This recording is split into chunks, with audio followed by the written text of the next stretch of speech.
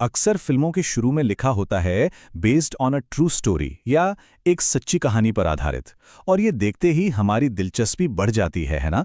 पर कई बार यही टैगलाइन बहुत बड़े विवादों को भी जन्म देती है। तो आज हम इसी बहस की तह तक जाएंगे।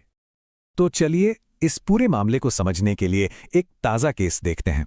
एक ऐसा मामला जिसने बॉलीवुड में सचमुच हंगामा खड़ा कर दिया था। ये शब्द है शिर्के परिवार के वंशजों के। बॉलीवुड की ब्लॉकबस्टर फिल्म छावा के रिलीज होने के बाद उन्होंने ये बात पब्लिकली कही थी। बात सिर्फ कहने तक ही नहीं रुकी। शिर्के परिवार ने 100 करोड़ रुपए के जबरदस्त मुकदमे की धमकी दे डाली। उनका आरोप था कि फिल्म में छत्रपति संभाजी महाराज की कहानी बताते हुए उनके पूर्वजों को गलत तरीके से एक गद्दार के तौर पर दिखाया गया है। तो देखिए, फिल्म मेकर्स पर आरोप ये लगा कि उन्होंने इतिहास से छेड़छाड़ की है और एक पूरे परिवार की पीढ़ियों की इज्जत पर दाग लगा दिया। अब डायरेक्टर का कहना था कि भाई हमने तो किसी का सरनेम इस्तेमाल ही नहीं किया, लेकिन परिवार इस बात पर अड़ा रहा कि उनकी प्रतिष्ठा को जो नुकसान हुआ है उसकी भरपाई होनी चाहिए। और जब भी ऐसे विवाद खड़े होते हैं ना, तो एक बहुत बड़ा सवाल भी साथ में खड़ा हो जाता है। सवाल ये कि जब किसी की जिंदगी की कहानी को बिना उनकी इजाजत के या फिर ऐसे तरीके से दिखाया जाता है जो उन्हें सही नहीं लगता, तो हमारा कानून क्या कहता है? क्या वो कुछ कर सकते हैं? इसका जवाब आपको शायद हैरान कर दे। जवाब है लगभग कभी नहीं। अब देखिए, अमेरिका में ना पिछले 50 सालों के ऐसे केस पर एक बड़ी स्टडी हुई और उसके नतीजे चौंकाने वाले थे। ऐसे 49 मामलों में से जो वादी था, मतलब वो इंसान जिसकी कहानी फिल्म में दिखाई गई, वो सिर्फ एक बार जीता। सोचिए, 49 में से सिर्फ एक बार। इसके पीछे का जो कानूनी सिद्धांत है वो बड़ा सीधा है। कानून ये कहता है कि कोई भी अपनी जिंदगी के फैक्ट्स का मालिक नहीं होता। मतलब जो सच है वो पब्लिक की चीज है, उसे कोई भी इस्तेमाल कर सकता है। तो फिर ये लाइफ स्टोरी राइट्स क्या चीज है? असल में ये बस एक कॉन्ट्रैक्ट है जिसमें कोई इंसान पैसे लेकर ये वादा करता है कि वो मानहानि या प्राइवेसी के हनन का केस नहीं करेगा।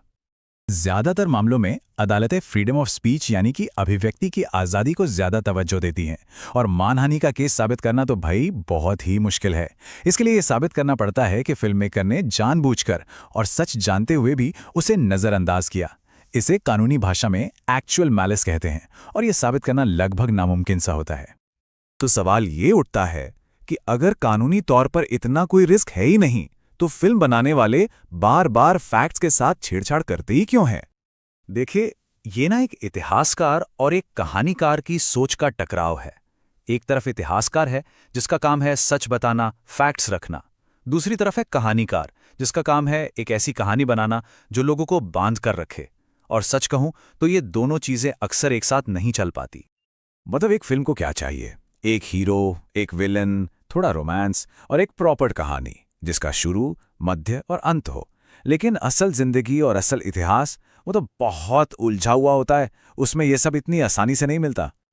और इसी प्रोसेस में, मतलब कहानी को दिलचस्प बनाने के चक्कर में, अक्सर सच को थोड़ा बहुत बदलना पड़ता है। सालों के इतिहास को 2 घंटे में समेटना, कई असली लोगों को मिला के एक कैरेक्टर बनाना, विलन को और ज्यादा बुरा दिखाना, ये सब करना पड़ता है ताकि कहानी में दम आए। पर कोई ये भी कह सकता है कि अरे ये तो बस एंटरटेनमेंट है, इससे क्या ही फर्क पड़ता है। रिसर्च कहती है कि फर्क पड़ता है, और बहुत बड़ा फर्क पड़ता है। इसे कहते हैं हिस्टोरिकल कॉन्शियसनेस। मतलब हम इतिहास को कैसे समझते हैं और उसे आज से कैसे जोड़ते हैं।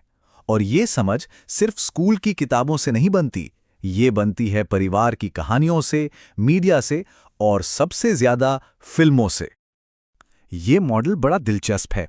ये दिखाता है कि फिल्में काम कैसे करती हैं। जब हम कोई फिल्म देखते हैं तो हम उसकी कहानी से इमोशनली कनेक्ट हो जाते हैं, और ये जो इमोशनल कनेक्शन है ना, यही उस कहानी को सिर्फ एक फैक्ट नहीं बल्कि एक यादगार तजुर्बा बना देता है।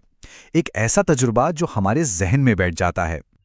और यहीं पर बात थोड़ी खतरनाक हो जाती है, क्योंकि फिल्में इतनी पावरफुल होती हैं कि वो जो कहानी दिखाती हैं वो हमारे दिमाग में असली इतिहास की जगह ले लेती हैं। हम जो महसूस करते हैं वही हमें सच लगने लगता है, भले ही वो पूरी तरह से सच ना भी हो। और ये हमें इन सारे विवादों की सबसे गहरी जड़ तक ले जाता है, एक ऐसी जगह जहां लड़ाई असल में बीते हुए कल की है ही नहीं।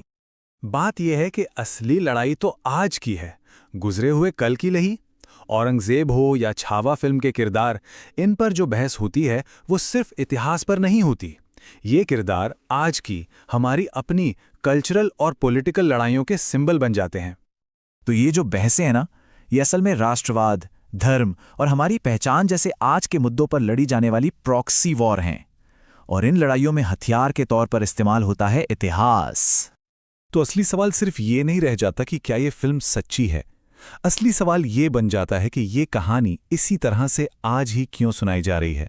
और जब हम ये सवाल पूछना शुरू करते हैं, तब हम सिर्फ फैक्ट चेकिंग से आगे बढ़कर ये समझ पाते हैं कि ये फिल्में असल में आज हमारे बारे में, हमारे समाज के बारे में क्या कह रही हैं।